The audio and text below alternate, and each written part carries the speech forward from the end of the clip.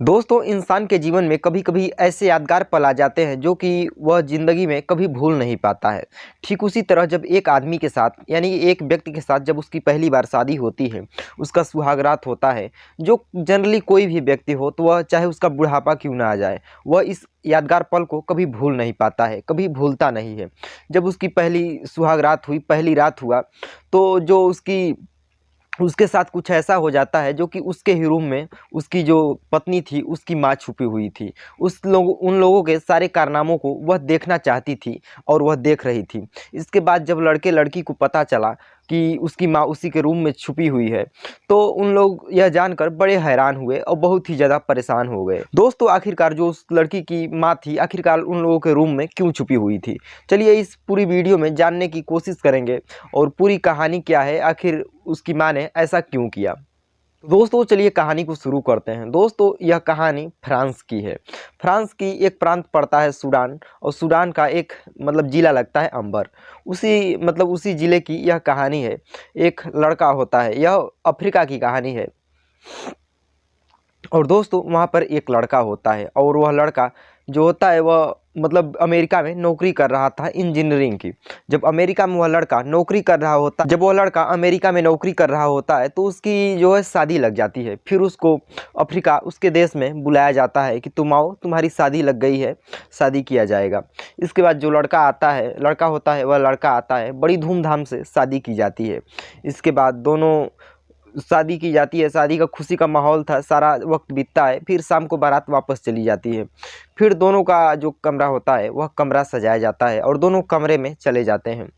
रात का वक्त हो गया था, लाइट को ऑफ किया जाता है। फिर दोनों तकरीबन बातें करने लगते हैं। बातें करते करते उन्हें जो है ज़िंदगी का, अपने भविष्य का सारा फैसला ले रहे थे, बातें कर रहे थे एक दूसरे के बारे में। फिर धीरे धीरे करके जो समय होता है वह समय आधे घंटे से ऊपर का बीत जाता है। लगभग 40-45 मिनट हो गए होंगे उन दोनों को बात करते हुए। इसके बाद जो उसकी उसी रूम से एक ठठारने की आवाज़ आती है, खखारने की आवाज़ आती है। यानी कि जैसे समानता से किसी को कोई अगल बगल रहता है तो हम लोग ऐसे नहीं करते कि कोई हमारे ओर ध्यान दे। उसी रूम से ऐसे आवाज़ आती है तो वो लोग एकदम से हैरान हो जाते हैं कि आखिरकार हम लोग जो इतनी देर से बात कर रहे हैं, इस रूम में हम लोगों को, दोनों लोगों के अलावा आखिर तीसरा कौन है। यह सोचने के बाद जो उन दोनों में से लड़की होती है वह फटाक से जाकर लाइट को ऑन करती है। जब लाइट को ऑन करती है तो देखती है कि उसके रूम में उसकी ही माँ है, जो कि बेड के एक कोने में जाकर छिपी हुई थी और इन दोनों की सारी बातें सुन रही थी। इसके बाद वह बाहर निकलती है और बताती है कि यह हमारे यहाँ का एक प्रथा है, या प्रथा क्या कहेंगे, इसे तो कुप्रथा ही कहेंगे। वह बोलती है कि जब हमारे घर में पहली बार किसी हमारे यहाँ शादी होती है तो लड़की की माँ को उन पति पत्नी के सुहागरात के दिन उस रूम में रहना होता है। उन्हें बताना होता है कि कौन कैसे क्या करेगा, क्या क्या बातें होंगी, क्या क्या करना होता है। इसके बाद जो भी बातें होती हैं उसे पंचायत में जाकर गांव के सभी लोगों के, रिश्तेदार के सामने सब बातें को बताना होता है कि आखिर क्या क्या हुआ, कैसे हुआ। तो जब ये इस बात को वो लड़का लड़की सुनते हैं तो एकदम से सुनकर हैरान हो जाते हैं कि आखिर ऐसी क्या प्रथा है, ऐसी ऐसी प्रथा तो कभी हो ही नहीं सकती, जो कि एक पति पत्नी का जो सुहागरात होता है, जो कि यादगार पल होता है, वो कि एक तीसरा व्यक्ति के सामने मनाया जाए, तीसरा व्यक्ति के सामने अपने प्यार का इजहार किया जाए। जब ऐसी बातें उन दोनों सुनते हैं तो वो लोग कुछ नहीं करते, बल्कि जो उसकी माँ होती है वह सारी चीज़ों को बताती है कि नहीं, ऐसे नहीं, ऐसे करो, ऐसे लेकिन जो लड़के लड़की होते हैं कुछ नहीं करते हैं। आखिर ऐसे ही करके धीरे धीरे करके पूरी रात बीत जाती है और सुबह पंचायत बुलाया जाता है।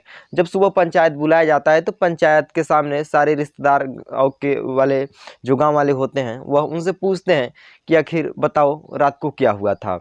इसके बाद जो महिला होती है वह कुछ बोल ही नहीं रही थी, चुप खड़ी थी। इसके बाद जो अब शादी थी वह टूटने के कगार पर आ गई थी, क्योंकि वहाँ पर प्रथा थी कि अगर नहीं बताया जाएगा कि रात में कैसे क्या हुआ था, वह जो तीसरा व्यक्ति जो उस रूम में रहेगा नहीं बताएगा, तो शादी को तोड़ दिया जाएगा, क्योंकि वहाँ के समाज में ऐसा ही प्रचलन था या प्रथा था।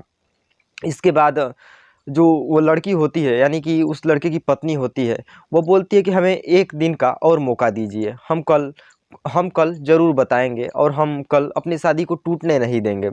इसके बाद दोस्तों फिर खैर उन दोनों की शादी जो है टूटने से बच जाती है। उन दोनों अपनी खुशहाल ज़िंदगी जीने लगते हैं।